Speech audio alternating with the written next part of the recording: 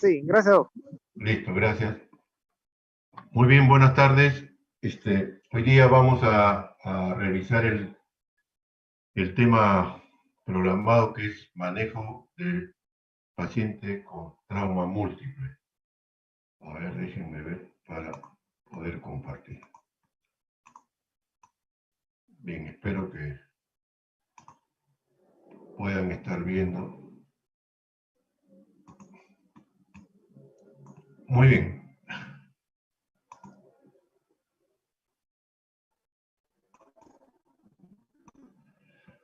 Bien, entonces vamos a empezar con manejo inicial del paciente con trauma múltiple. El trauma existe desde que el ser humano aparece como tal en este planeta y lo podemos, hay muchos vestigios, yo solamente he traído uno que nos pertenece, la cultura Mochica Perú, en el norte del Perú, donde vemos, fíjense en este huaco, un paciente una persona que no tiene un pie y que se ayuda con un bastón, con una vara para poder caminar. Ya existía el trauma en nuestro medio. La fuente principal de pacientes traumatizados es los accidentes de tránsito, ¿no? Yo hace poco hice una revisión y solamente por accidentes de tránsito en el Perú, estadística oficial, se mueren 9 peruanos cada día. O sea, son 270 en un mes, multipliquen por 12 eso, y esa es solamente por los que se mueren por trauma, por accidente vehicular. Ese accidente vehicular también tiene heridos, no van, la mayoría no van solos, etcétera, etcétera. Entonces, el trauma es una enfermedad, es lo que los americanos llamaron en el siglo pasado la epidemia silenciosa, ¿sí? Y para manejar todo eso necesitamos un sistema, el manejo del trauma lo dividimos antes del hospital y dentro del hospital. Antes del hospital le llamamos sistema prehospitalario. ¿Qué significa? Que podamos tener un adecuado sistema que coordine la comunicación con el traslado, que nos avisen rápidamente dónde hay un accidente, dónde podemos ir rápidamente, atender al paciente, llevarlo a la institución hospitalaria más cercana y más apropiada, ¿sí? Para eso necesitamos que hayan guías para transporte y protocolos, que haya una coordinación, que se movilicen recursos en este país donde los recursos no es que falten, no los tenemos suficientemente, pero tenemos lo que podemos, pero con las artes ladrones que tenemos como políticos, ¿qué nos queda? ¿Sí? Entonces, hay que movilizar todos los recursos, los pocos recursos que tenemos que utilizarlos bien. Y esta es una parte de nuestra vida profesional que debemos pelear, insistir que el trauma existe, que produce mucho daño y que lamentablemente no va a disminuir, va a aumentar. ¿Sí? Accidentes de tránsito, ferroviarios, en nuestro medio no tenemos mucho de eso, felizmente, un buen sistema de comunicación que nos avisen que hay un trauma, un buen sistema de llegar ahí y traer a los pacientes, en nuestro medio las ambulancias, pero con el tráfico que tenemos, con el poco respeto que tenemos hacia las ambulancias, esto es más que caótico. ¿No es cierto? Lo ideal que sería sistema aéreo, helicóptero, donde vamos a llegar rápidamente. Los mejores sistemas prehospitalarios se basan en el transporte aéreo. Cuando llega al hospital, no es cuestión que lo atiende el primero que está ahí. Tenemos que prepararnos. Todos los que trabajan en emergencia tienen que tener la capacidad para atender a pacientes. Y esto es parte de lo que llamamos sistema hospitalario. Tiene que haber una planificación. El trabajo, métanse esto en la cabeza, es un trabajo de equipo. No es el médico solo, no es el cirujano solo, no, es el médico con todas las especialidades que están en emergencia. Es el personal de enfermería, los auxiliares, los técnicos, los de limpieza, los camilleros, el chofer de la ambulancia. Todos son parte de un sistema, es un equipo, y si en ese equipo alguien no trabaja bien, la conclusión es que no se van a cumplir los objetivos que tenemos que tener para nuestros pacientes. ¿De acuerdo?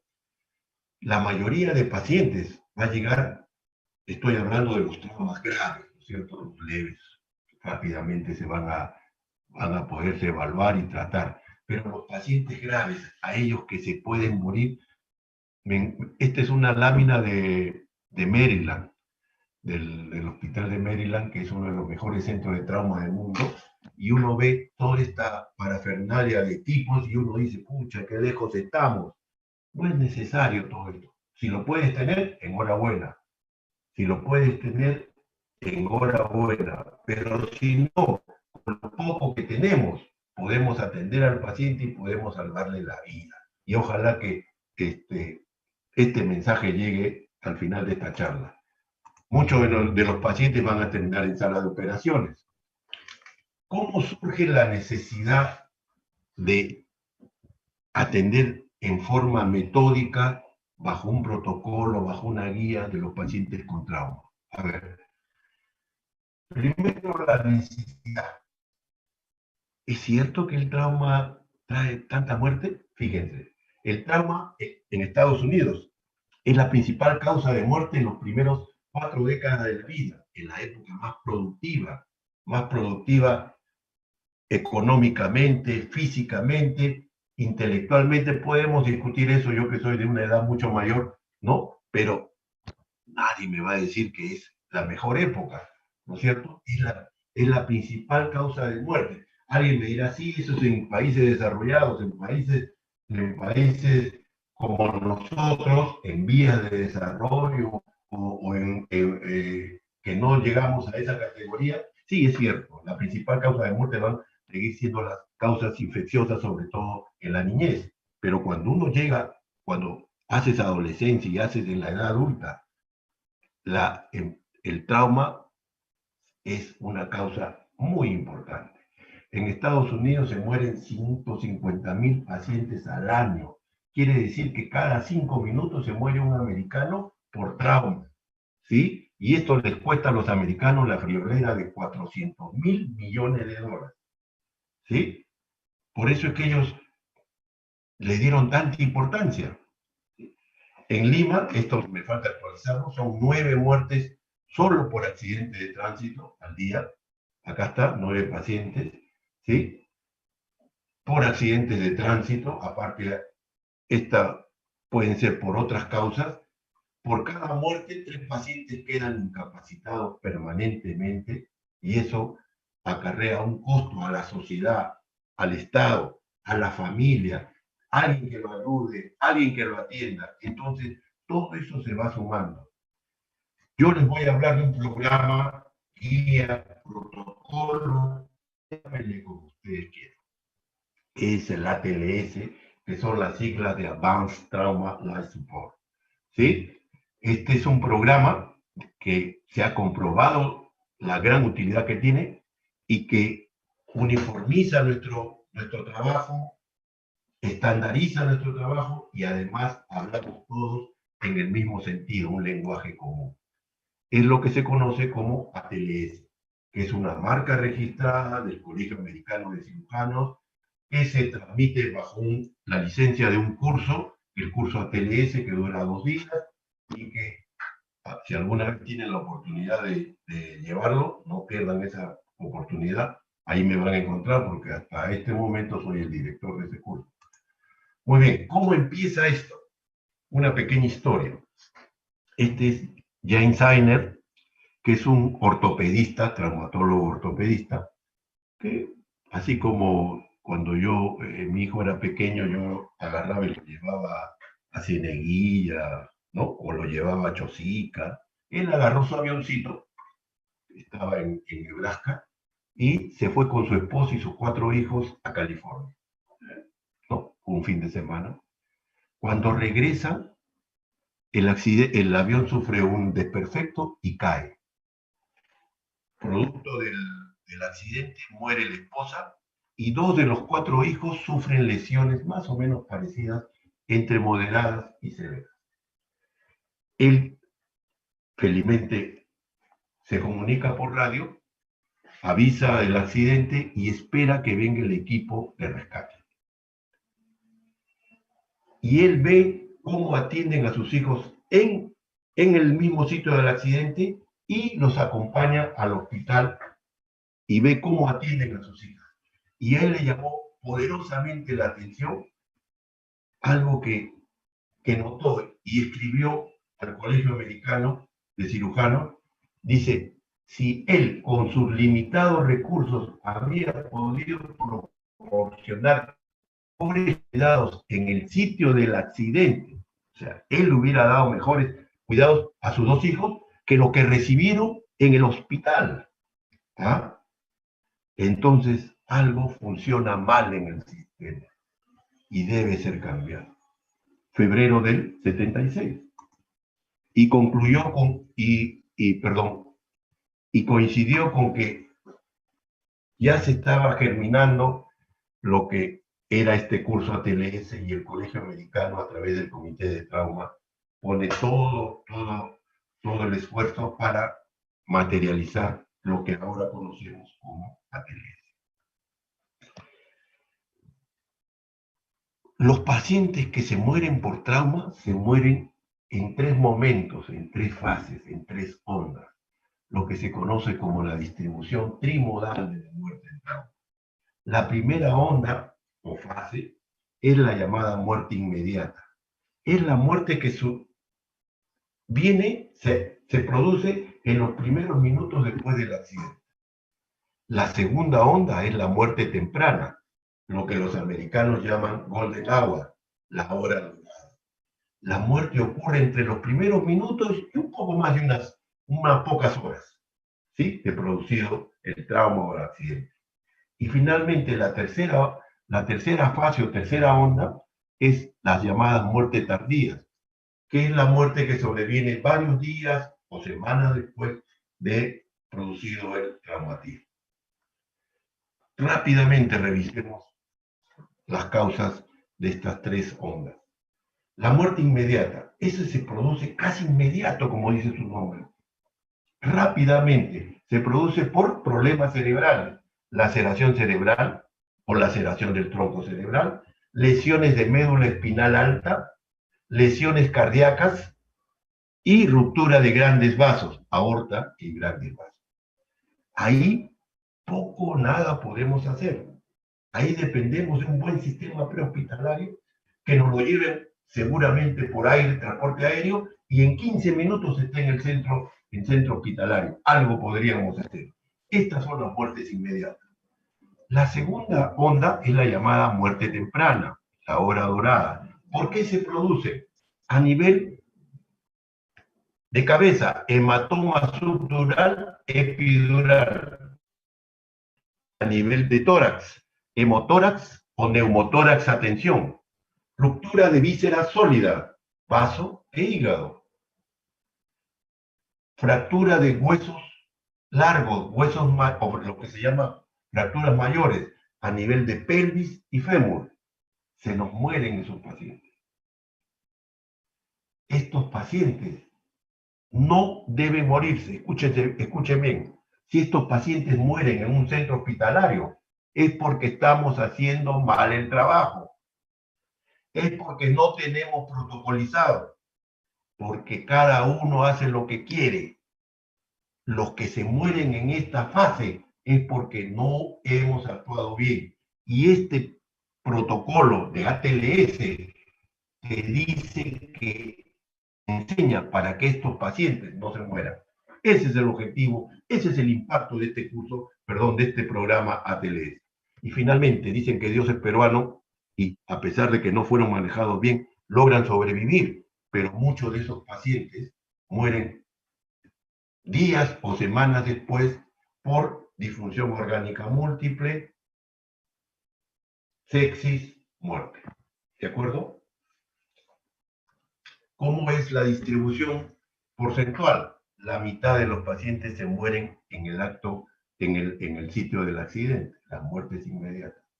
30% es por muertes tempranas y 20% por muertes tardías. Repito, el impacto de este programa, de este protocolo de ATLS es en las muertes tempranas. ¿Cuál es el concepto de ATLS? Como todas las cosas nuevas, siempre hay resistencia a estas cosas, nos pasa a todos, ¿sí?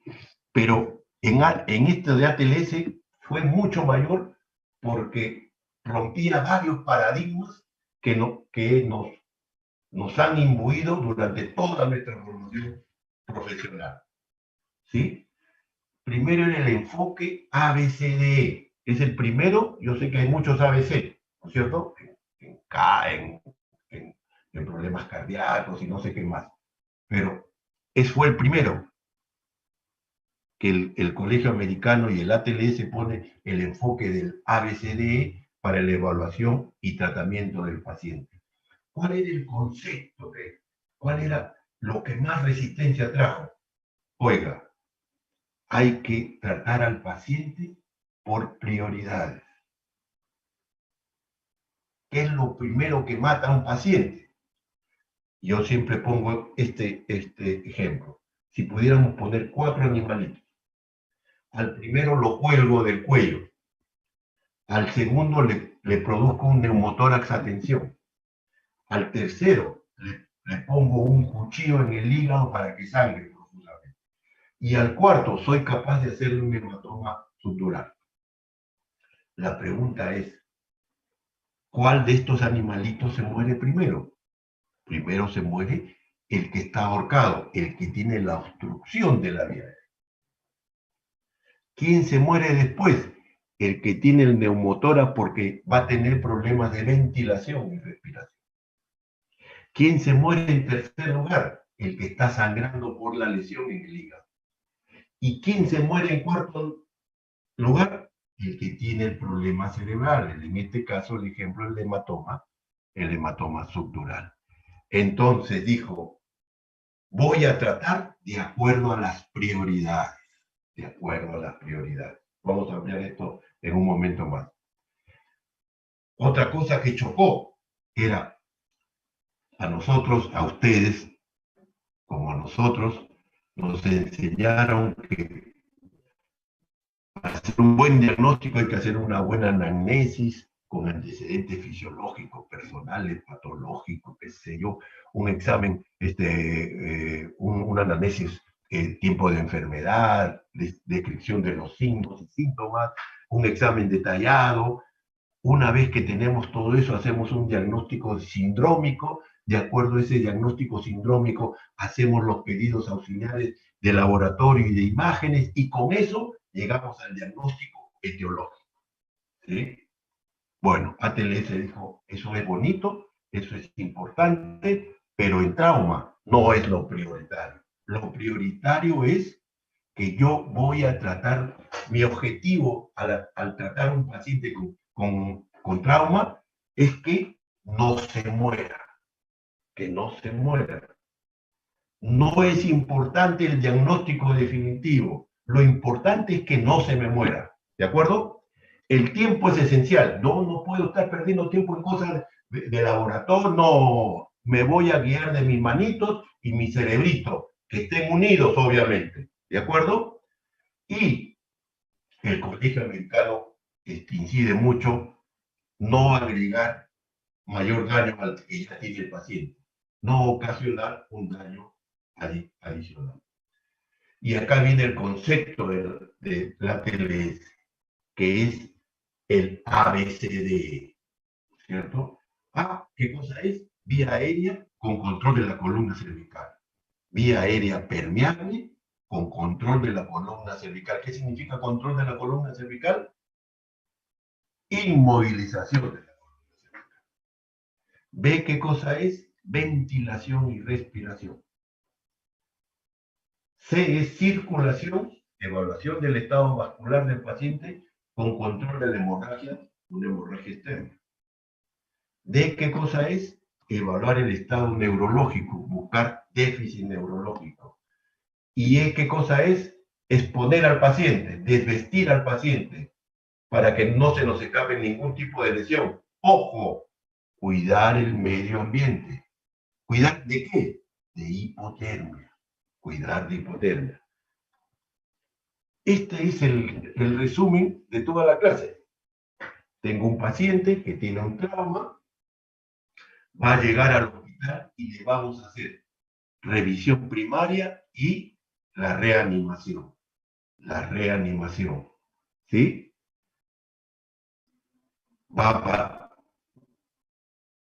Luego va a pasar a la revisión secundaria y de ahí se va a optimizar el estado del paciente y si estamos en un hospital de poca complejidad, donde no podemos resolverle todos los problemas, lo trasladaremos a un hospital de mayor complejidad. Durante esta cadena aparece el término reevaluación.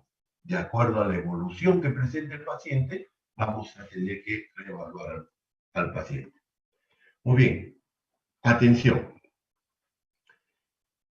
La revisión primaria, que es la parte que vamos a explorar ahora, la hemos separado de lo que llamamos reanimación. En la práctica, durante el tratamiento, durante el manejo del paciente, son simultáneos, ¿de acuerdo? Para efectos docentes, académicos, lo estamos separando. Repito, son simultáneos. Entonces vamos a empezar con la revisión primaria. Empezamos con nuestro ABCDE y empezamos con A. En todo paciente traumatizado múltiple, yo voy a ver si la vía aérea está permeable o no. Y la mejor forma de evaluar eso es, cuando el paciente esté consciente, es preguntarle, señor, ¿qué pasó? ¿Sí? Señor, ¿qué pasó? Si la persona me habla, ya tiene la vía aérea permeable, porque si no, no podría hablar. Tiene una capacidad pulmonar más o menos que le permite expulsar aire y poder articular la palabra. ¿De acuerdo? Con esa simple pregunta, yo ya veo si la vía aérea está permeable. Pero en este caso nos enfocamos a los pacientes que están inconscientes. ¿De acuerdo? Todo paciente le voy a evaluar la vía aérea y le voy a inmovilizar la columna cervical. ¿Cuándo inmovilizo columna cervical? ¿Por qué se inmoviliza? Porque hay que descartar una lesión de columna cervical. Una lesión de columna cervical no necesariamente produce un daño orgánico de inicio. Pero si yo no tomo las medidas, yo no puedo dejar que ese cuello se movilice como si nada, porque ahí sí puede producirse la lesión si no ha producido daño antes. Entonces, ¿en quiénes sospechamos eso? En todo paciente con trauma múltiple. Todo paciente inconsciente tiene alteración del nivel de conciencia. Y cuando es un trauma único, por encima de la clavícula. Entonces, en todos los traumas encefalocraniano, voy a sospechar esto y voy a inmovilizar la columna cervical. ¿Cómo lo inmovilizamos? Con un collarín, ¿cierto? Ya los bomberos saben eso. Ellos lo sabían, lo aplicaban antes que nosotros lo aplicáramos. ¿Correcto? Eso es A. Aquí ven ustedes, fíjense, acá está el collarín, y cuando se saque el collarín, tenemos que mantener la columna cervical alineada con el resto de la columna. Y entonces uno de nuestros ayudantes va a tomar la cabeza y la va a mantener alineada con la columna, con el resto de la columna. ¿Qué cosa es B? Si la vía aérea está permeable, el aire va a pasar a la tráquea, a las ramas traqueales, los bronquiolos, y va a llegar al alveolo, ¿cierto? Y ahí se produce el intercambio oxígeno-CO2. ¿Cómo evaluamos esto? Con ese curso que ustedes llevaron y yo también llevé, que era semiología. Hacemos un examen clínico semiológico de nuestros pacientes. Miramos al paciente, hacemos la inspección, moviliza bien ambos hemitórax. ¿Sí? puedo hacer la amplexación, pongo mis manos a ver si se moviliza, toco, examino, palpo a ver si hay crépitos, si hay deformaciones, si hay heridas sangrantes, ¿sí? Palpación, ¿cierto? Primera inspección, palpación, luego percusión. ¿Cómo está la percusión? ¿Está aumentada? ¿Está normal? ¿O no hay matidez? Y por último, escucho los ruidos. ¿Cómo está el murmullo vesicular? ¿Pasa bien? ¿No pasa bien? ¿Está abolido o no está abolido? Con eso voy a hacer mi diagnóstico. Fíjense, este es un paciente que tuvo un trauma múltiple, se accidentó, lo sacaron del auto con mucha dificultad, extricación se llama eso, lo llevaron al hospital, tenía depresión 80/40, 140 de frecuencia cardíaca y tenía 45 respiraciones por minuto. ¿Sí? Estaba algo cianótico, y cuando lo examinamos encontramos que en el hemitórax izquierdo había una amplexación muy pequeña. Se movilizaba poco el hemitórax izquierdo.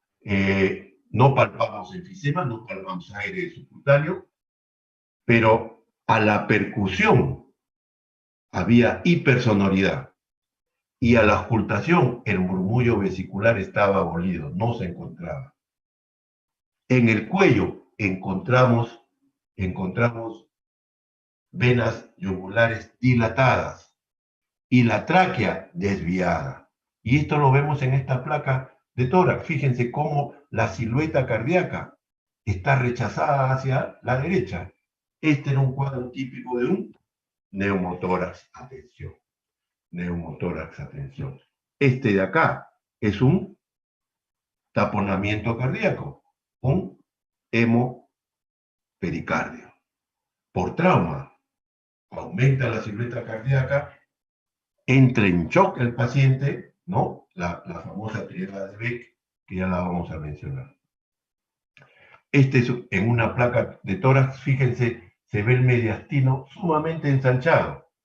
Característico cuando yo tengo un mediastino ensanchado en una radiografía de tórax, tomada de pie o sentado, la primera sospecha que debo descartar, ¿cuál es?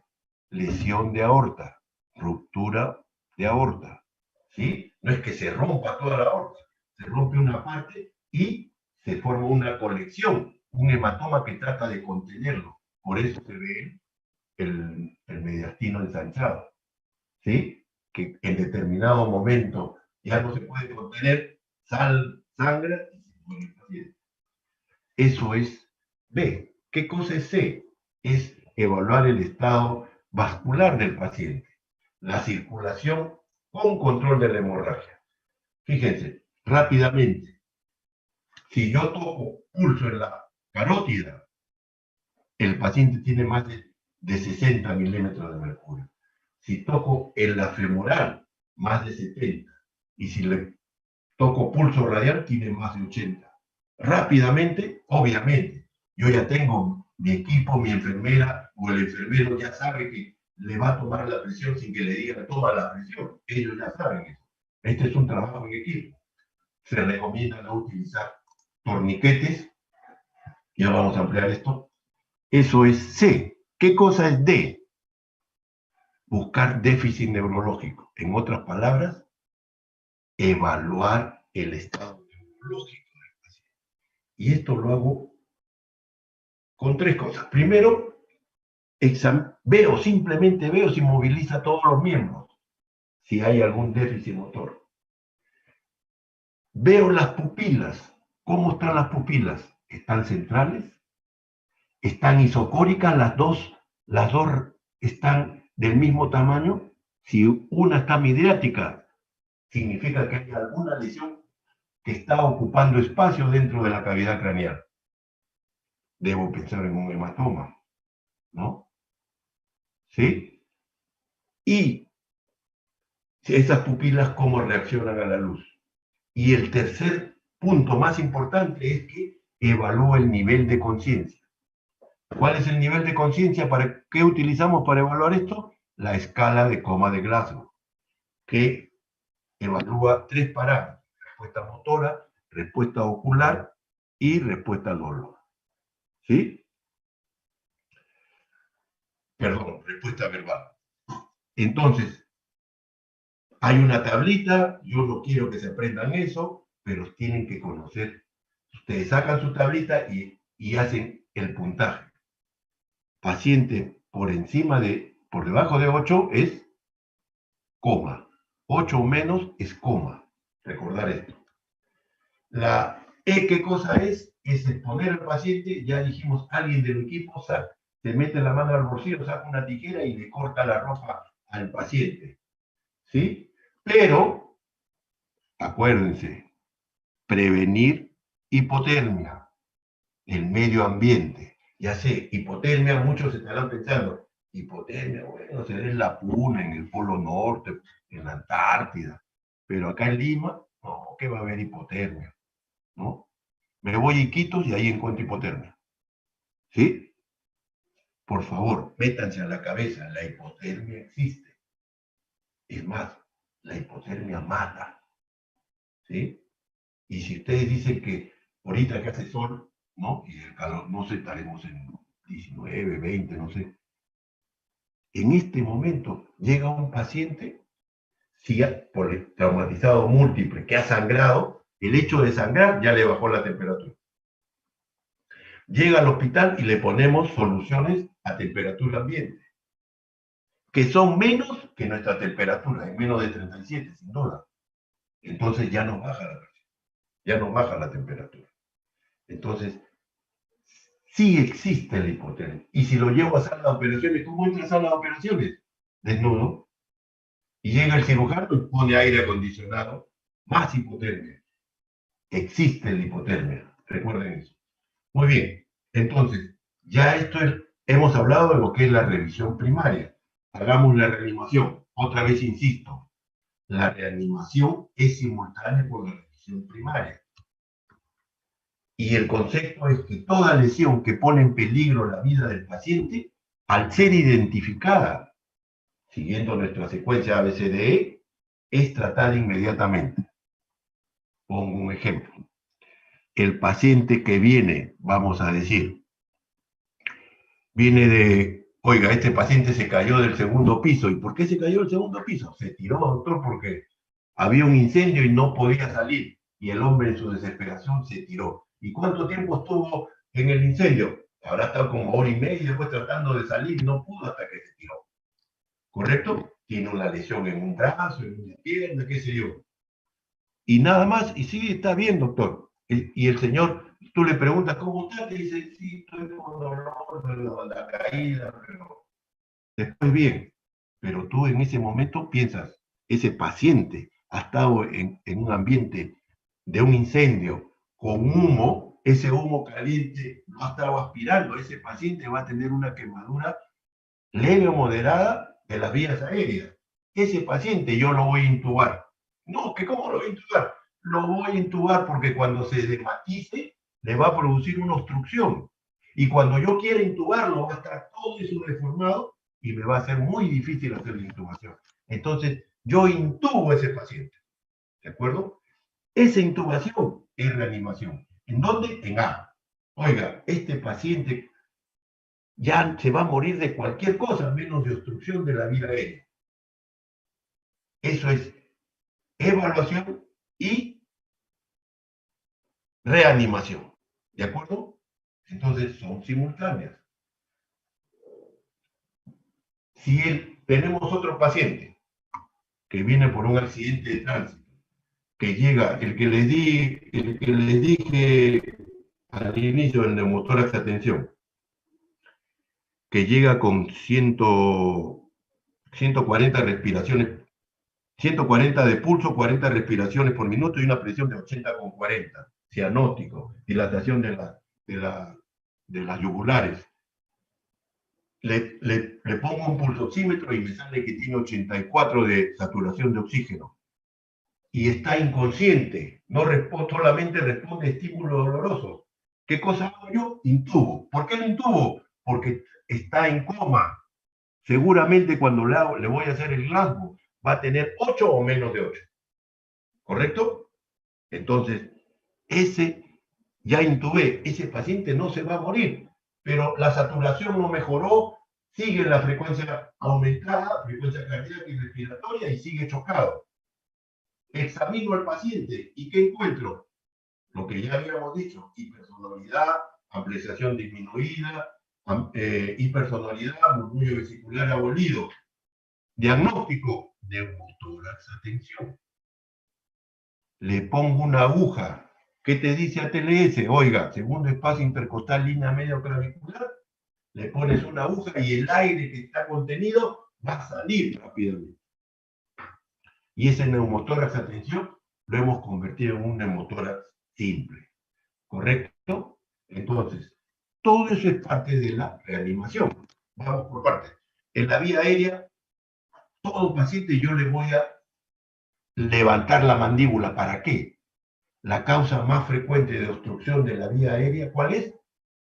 La base de la lengua cae hacia atrás y obstruye la vía aérea.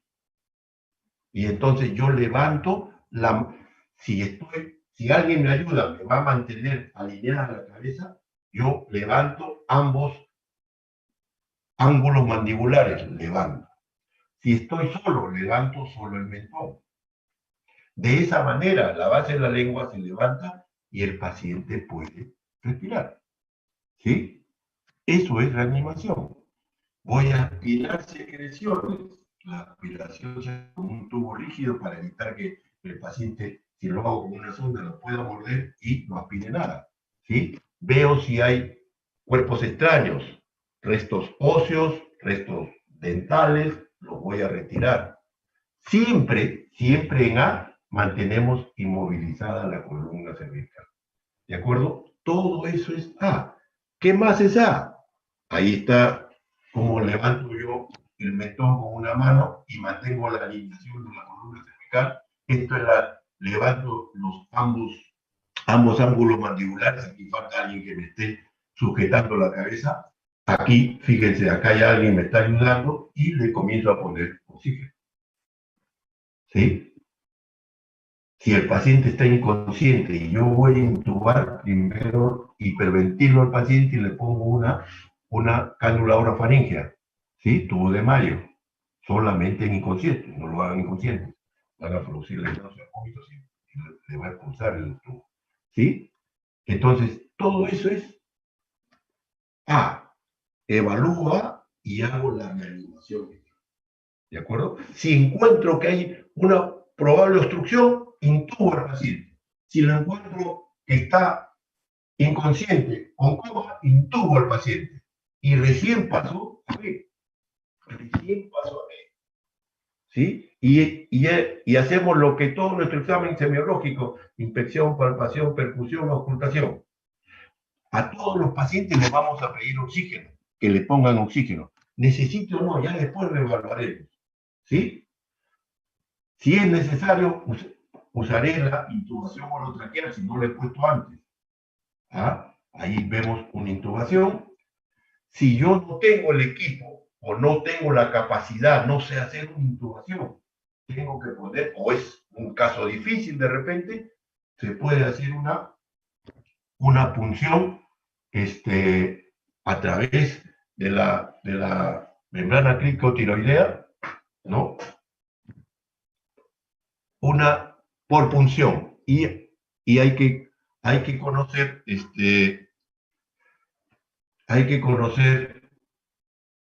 la membrana cricotiroidea. ¿Qué es el cricoides? El cricoides es el primer anillo traqueal. ¿Cuál es el cartílago tiroides? La famosa manzanita de Adán. ¿Sí? Entre ambos, en la parte anterior, hay una pequeña depresión. Hay una membranita, ahí está la piel y ahí la membrana que tapa esa abertura que queda ahí. Entonces, nosotros podemos hacer una punción o podemos hacer una cricotiroidotomía. ¿Sí? Anestesiamos si es que no está consciente, generalmente lo hacemos en inconsciente, cortas la piel y ya está sobre la membrana cricofaringea. cricotiroidea, perdón. Incides y pones una cánula. Eso reemplaza a la intubación. Acá para que se pueda ver mejor, ¿sí? Y esto es lo que le explicaba yo del neumotórax a tensión. Fíjense, hay dos tipos de neumotórax. Uno simple y otro a tensión. ¿Cuál es el simple? Cuando es bidireccional. ¿Por qué se produce el neumotórax? Porque se rompe un bronquiolo, un conducto más finito de los bronquios. El aire pasa del bronquio a la cavidad pleural, que es una cavidad virtual, pero se va a llenar de aire. Pero también el aire vuelve al bronquiolo. Ese es un neumotórax simple. Ese no mata de inmediato, ¿sí? En cambio, el llamado neumotórax a tensión, el flujo de aire es unidireccional. Va del bronquiolo a la cavidad pleural. Y se acumula en la cavidad pleural. Y como no puede crecer hacia afuera porque está la parrilla costal, ¿hacia dónde crece? Hacia la línea media. Y empuja el mediastino. Y al empujar al mediastino, ¿qué hace? Empuja el corazón en los grandes vasos e impide que la sangre llegue al corazón. Y esto mata. Si ustedes no hacen algo, el paciente se muere. ¿Qué te dice ATLS? Segundo espacio intercostal, línea medio clavicular, le haces una punción y el aire sale. Y el mediastino vuelve a su sitio, recibe el corazón, mejora la presión. El corazón recibe sangre y mejora la presión. ¿De acuerdo? Neumotórax a tensión. Si yo hago el diagnóstico en B, tengo que hacer esta punción. Acá se ve, fíjense, no es muy claro acá, pero acá hay una contusión pulmonar, pero hay un neumotórax. Fíjense cómo el mediastino ha sido rechazado a la derecha. ¿Sí? Entonces, segundo espacio, línea medio clavicular, pongo un catéter, saco y el aire sale. Es como si ustedes rompieran un globo. Sale el aire. Es espectacular. La presión se recupera, el paciente comienza a respirar mejor. ¿Sí? Es espectacular. Es el neumotórax a tensión, lo hemos convertido en un neumotórax simple.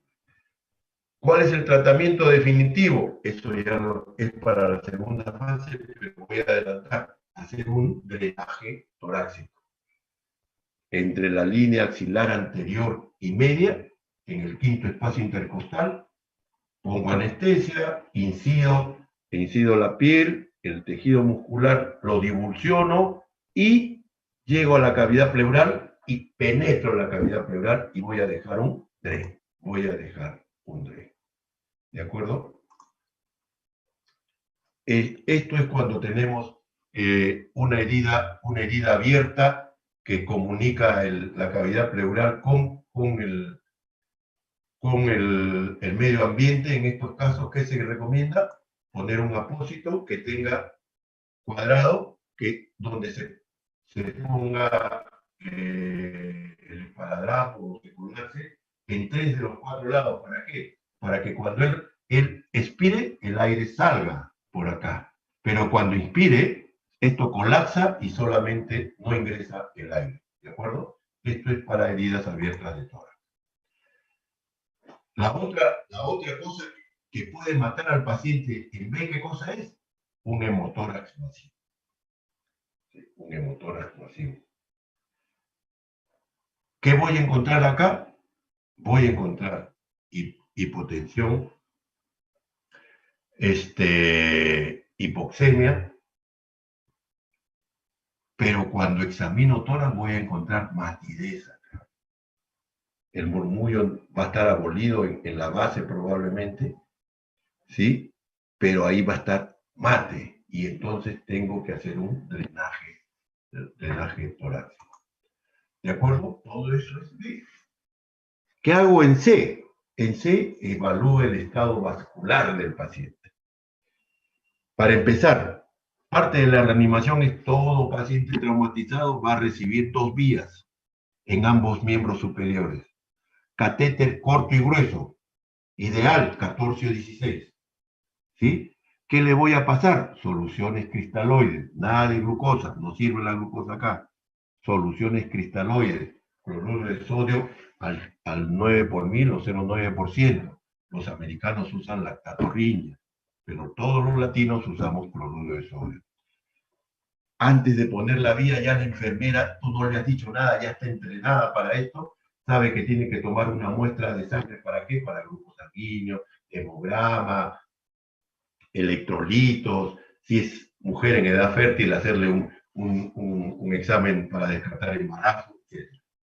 Ya la sabes, ¿sí?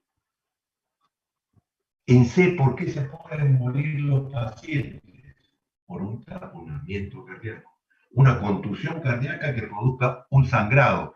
Ese sangrado, ¿hacia dónde va? Hacia la cavidad pleural, que también es una cavidad virtual, pero con la sangre se hace real, ¿no? Y comienza a acumularse. Basta que sangre 50 centímetros para que, ¿a dónde pueden crecer? No puede crecer para afuera, crece para adentro. ¿Y qué cosa hace? Que la cavidad cardíaca no puedan expandirse para recibir sangre. Entonces tengan esa limitación y el paciente entra en hipotensión. ¿De acuerdo? La triada de Bett, venas del cuello dilatadas, hipotensión y electrocardiograma pequeñito o ruidos cardíacos alejados. ¿Qué hay que hacer en esos casos? Una punción pericárdica, una pericardiocentesis. Agarro una aguja, una jeringa de 20 o 50 con una aguja larga, 18, y entro en el ángulo del sifoides con el reborde costal izquierdo y avanzo. Previamente he monitorizado al paciente el hecho que le pongan un electrocardiógrafo y voy avanzando de a pocos y aspiro. Cuando aspiro sangre que no se coagula, estoy en el saco pericárdico. Dreno eso, el corazón tiene sitio donde expandirse y mejora la presión. ¿De acuerdo? Aquí lo mismo, la pericardiocentesis.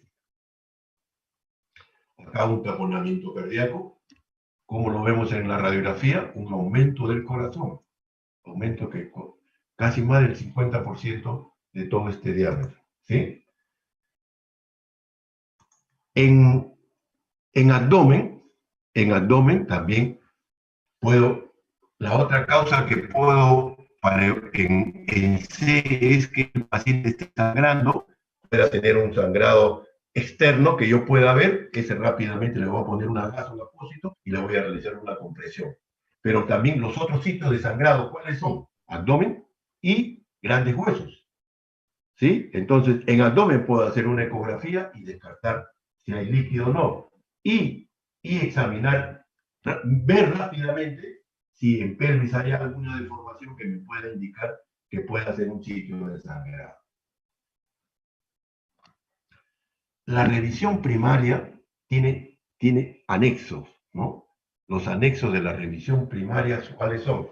Los signos vitales, los especifico ahora: presión arterial, frecuencia cardíaca, temperatura, le hago un análisis de gases arteriales, pulsoxímetro, tengo que medir por un pulsoxímetro la oximetría, la presión parcial de oxígeno, la presión parcial de CO2, pongo un electrocardiograma.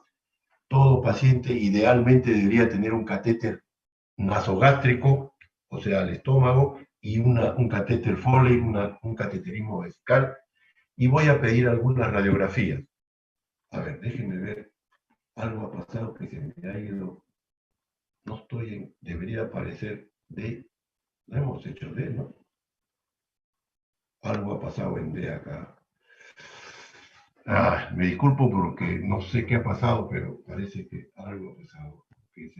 Bueno, en D, ¿qué cosa hago en D? En D hago la reanimación en D casi, ya hemos dicho que hacemos la escala de coma de Glam, que es lo más importante. Y en E le vestimos a nuestro paciente. ¿Cuáles son los otros anexos? Si yo no puedo hacer ecografía, ECOFAST también le llaman, ¿no?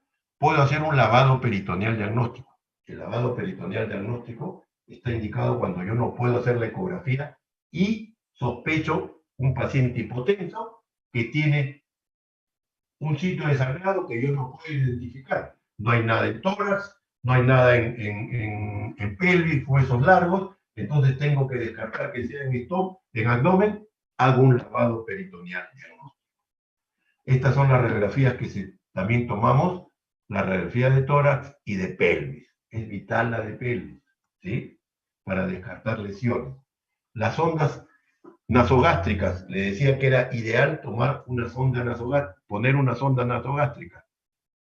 Sí, pero en este caso, por ejemplo, ven ustedes un trauma, le ha pasado una estaca acá, le vamos a poner una sonda nasogástrica, ni hablar. Cuando hay epístasis o lesión del macizo facial, está contraindicada la sonda nasogástrica. Se pone una sonda orotraqueal, perdón, orogástrica, ¿sí? ¿Por qué? Atención, cuando yo hice la primera vez el curso ATLS, pasaron una diapositiva que después ya la sacaron, no sé por qué, pero para mí tiene un recuerdo imborrable. Te pasaban una radiografía, ¿no? Donde, a ver, antes, lo que divide la cavidad craneal de la cavidad facial es el etmoides. El etmoides tiene una lámina, la famosa lámina clivosa. Cuando hay epístasis o secreción de líquido cefalorraquídeo, ¿no? Ahí no voy a poner una sonda nasogástrica. Si pongo una sonda nasogástrica, corro el riesgo de que haya fractura de la lámina clivosa y la sonda, en vez de ir hacia abajo, se meta a la cavidad craneal. Y esa lámina que yo le decía que nunca me olvidaré, una radiografía de cráneo que tenía una sonda nasogástrica que daba varias vueltas dentro del cráneo. Ya se imaginan el daño que produce, ¿no es cierto? Entonces, no poner sonda nasogástrica si el paciente tiene epístasis, nunca, o lesión traumática del macizo facial. Vamos a poner ahora una sonda vesical. ¿Para qué poner una sonda vesical? Básicamente para medir el gasto urinario, para medir el volumen urinario hora. Recuerden, una manera indirecta de medir la perfusión vascular en el riñón es medir la diuresis. La producción de diuresis es directamente proporcional a la perfusión, a la sangre que recibe el riñón. A más sangre, más orina. A menos sangre, menos orina. ¿Sí? Entonces yo voy a poner una sonda vesical, ¿para qué? Para ver si ese paciente su riñón está recibiendo adecuada cantidad de sangre, perfusión. Porque está chocado y yo le estoy pasando líquidos. Quiero saber si los líquidos que le estoy pasando le están permitiendo a ese riñón recibir lo mínimo indispensable. Pero para eso tenemos que conocer qué cosa, la producción normal de orina, lo mínimo de orina que se puede hacer. Fácil, en adultos, 0,5 por kilo por hora. En niños, 1 por kilo por hora. En lactantes, 2 por kilo por hora. Entonces, si yo tengo un paciente que pesa 80 kilos y en la primera hora de tratamiento yo encuentro que solamente ha orinado 25 centímetros de orina, ¿qué significa? Que tengo que darle más líquido. Tengo que inundarlo más. ¿De acuerdo? Ese es el concepto para todo, ¿eh? No solamente el trauma. Muy bien, pero ¿le podemos poner sonda vesical o sonda Foley a todos los pacientes? No. ¿Cuándo está contraindicada la sonda Foley? Cuando encuentro sangre en el meato urinario, cuando encuentro un hematoma a nivel escrotal o hematoma perineal. En hombres, cuando hago un tacto rectal y la próstata la palpo muy alta o no la logro alcanzar. Esos son signos de lesión de uretra membranosa. ¿Correcto? Entonces, en esos casos no hay que poner la sonda vesical, porque si no, fíjense, el que hizo esto no escuchó nunca nada de estas cosas, le puso la sonda, había un equimosis, un hematoma perianal, le puso la sonda y ¿dónde apareció? Al costado. O sea, tenía una lesión en la uretra y él se la terminó de romper. ¿De acuerdo? Entonces, no poner en estas condiciones. Y la otra condición es, si usted sospecha que hay lesión, hay una fractura de pelvis, hágalo con cuidado, con mucho delicadeza, y si tiene dudas, llame al urólogo. ¿Sí? Entonces, ya vimos la revisión primaria y la reanimación. Pasemos ahora a la revisión secundaria.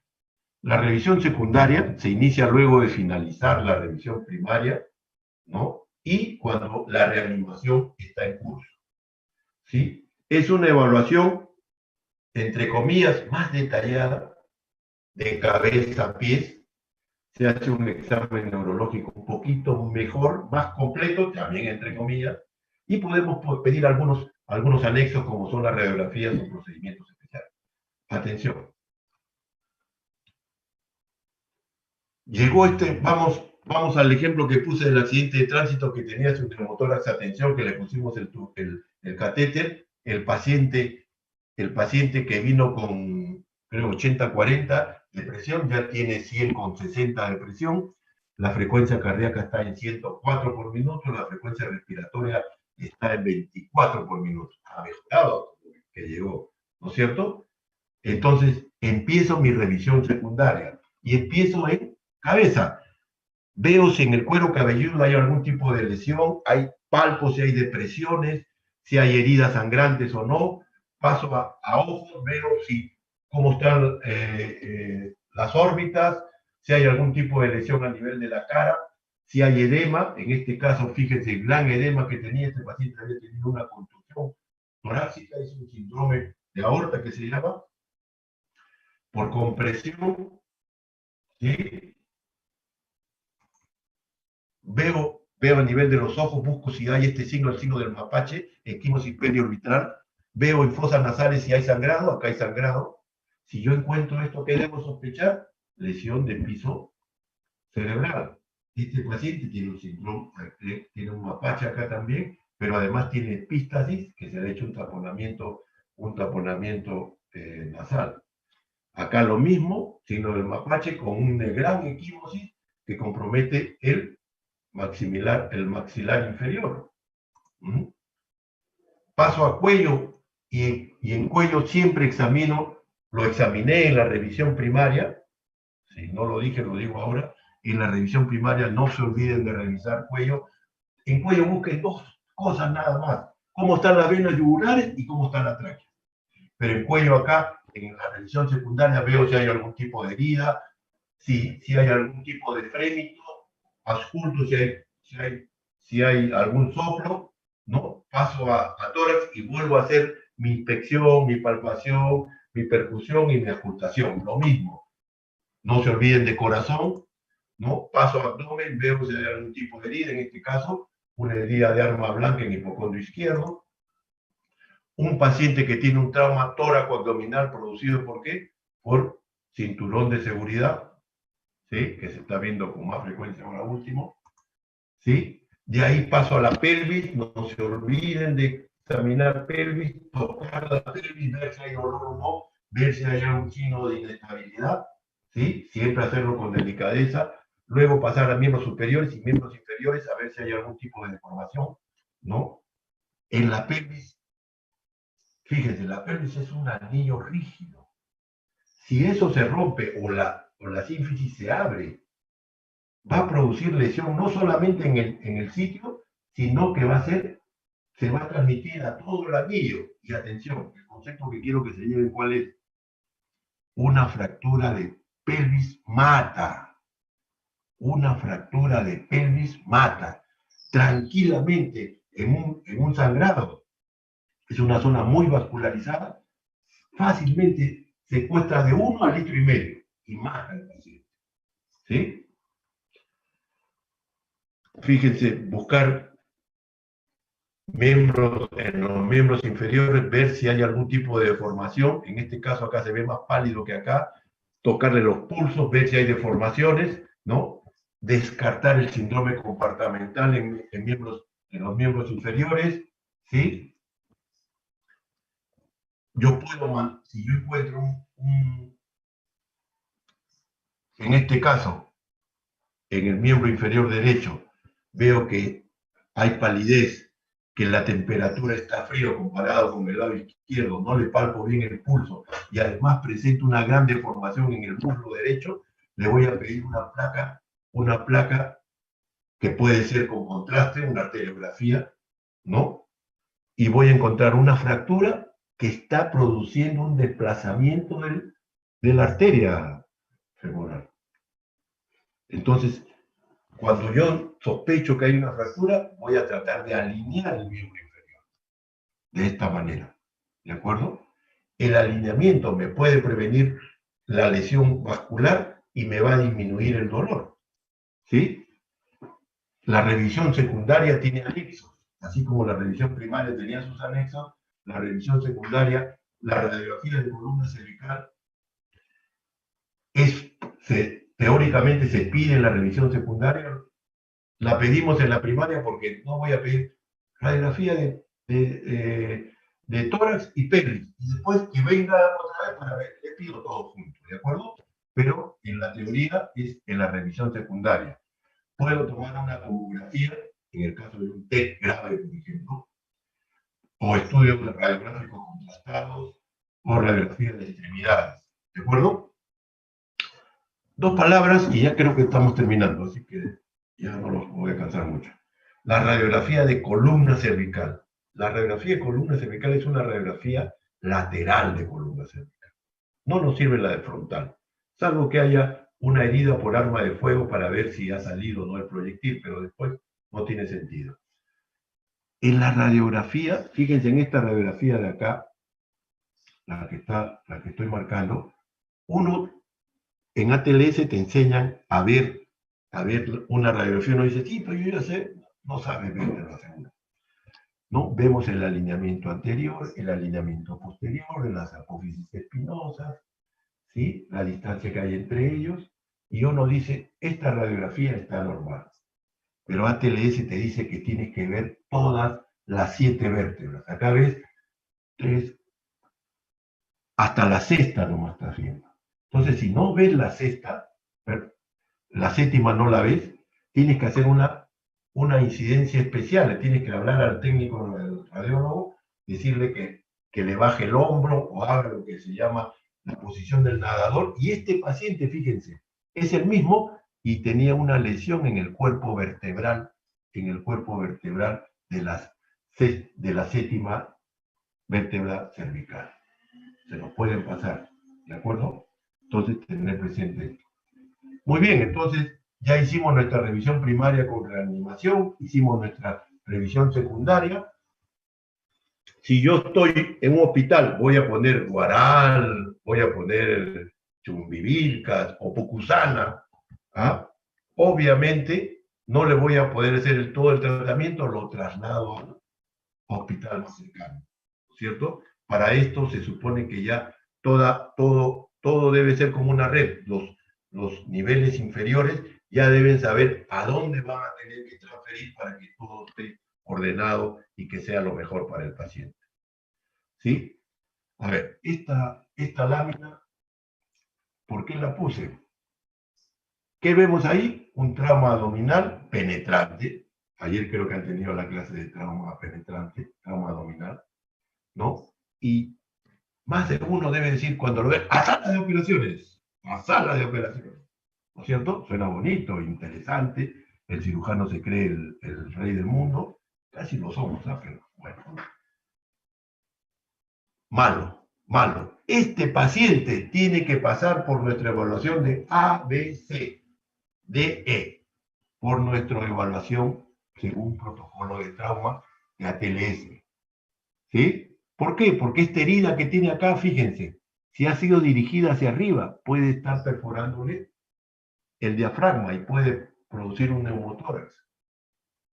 Y yo me dedico a esto. cuando lo que lo puede matar es el neumotórax. ¿De acuerdo? Todo paciente traumatizado tiene que pasar primero por la evaluación de nuestro ABC, nuestra revisión primaria y reanimación examen secundario, revisión secundaria. ¿De acuerdo? Entonces no se libra ningún paciente. ¿Qué les quiero demostrar con esto? Necesitamos equipos de alta tecnología, de última generación, de 5G, como dicen ahora los jóvenes. ¿Ah? ¿Necesitamos eso? ¿Qué equipo así estrambótico necesitamos? A ver, un pulsoxímetro. Ahora ya todos los estudiantes andan con su pulsoxímetro. O sea, en todo sitio hay eso, ¿no? ¿Qué necesitamos? Análisis de gases arteriales. De repente en postas no hay eso, pero lo podemos pasar. No es imprescindible. ¿Ah? Si no tengo ecografía, puedo hacer mi lavado peritoneal diagnóstico. Lo que le quiero decir es que lo que necesitamos es poner en orden nuestro pensamiento, ese disco duro que tenemos en nuestro cerebro, programarlo según ATLS, no ahogarse en un vaso de agua, unir nuestro cerebro a nuestras manos, que siempre estén unidas, no siempre están unidas por si acaso, ¿sí? Y pensar que podemos salir adelante con nuestro paciente. Si yo aplico este programa, el paciente no se va a morir. Una vez dictamos un curso donde fue el jefe de emergencia de una clínica, que no voy a mencionar su nombre, mucho mayor, ¿no? Hizo el curso, mucho entusiasmo, muy entusiasmado el doctor, y me lo encontré como mes y medio, 2 meses después, ahí, esperando que nos sirvieran el pollo para llevar, y se me acerca y me saluda y me dice, doctor, hace una semana llegó un paciente y le aplicamos el ATLS, me dijo, doctor, una maravilla, esto funciona, funciona. Eso es lo mejor. Esto no es cuento, esto funciona, ¿sí? Y en trauma hay que estar preparado. Tenemos que capacitarnos todos, porque el trauma aparece en cualquier momento. No es como el doctor Campana que dice voy a operar un gordo para hacer una operación de obesidad. No, esto aparece en cualquier momento y nosotros tenemos que estar preparados para sacar adelante a nuestro paciente. Muy bien, hasta acá la clase. Mañana tienen ustedes el caso clínico. Es un caso clínico de un paciente joven que choca el auto contra un árbol, se demoran en sacarlo y llega a un hospital pequeño donde usted es el único médico. Esto es parecido a lo que pasó. Le van a traer un informe prehospitalario y le vamos a hacer la primera pregunta, ¿no? Con todos los datos que tienen. ¿Cuál es el mejor manejo del paciente en el lugar del accidente? O sea, en otras palabras, ¿en qué consiste el manejo hospitalario? Así vienen varias preguntas para poder ampliar lo que se ha dicho acá y seguramente aclarar algunas dudas que puedan quedar en esta clase. Muy bien, jóvenes, con ustedes espero que haber cumplido con el cometido. Espero que sea de utilidad. Y bueno, nada más. Muchas gracias, ¿no? Hasta luego.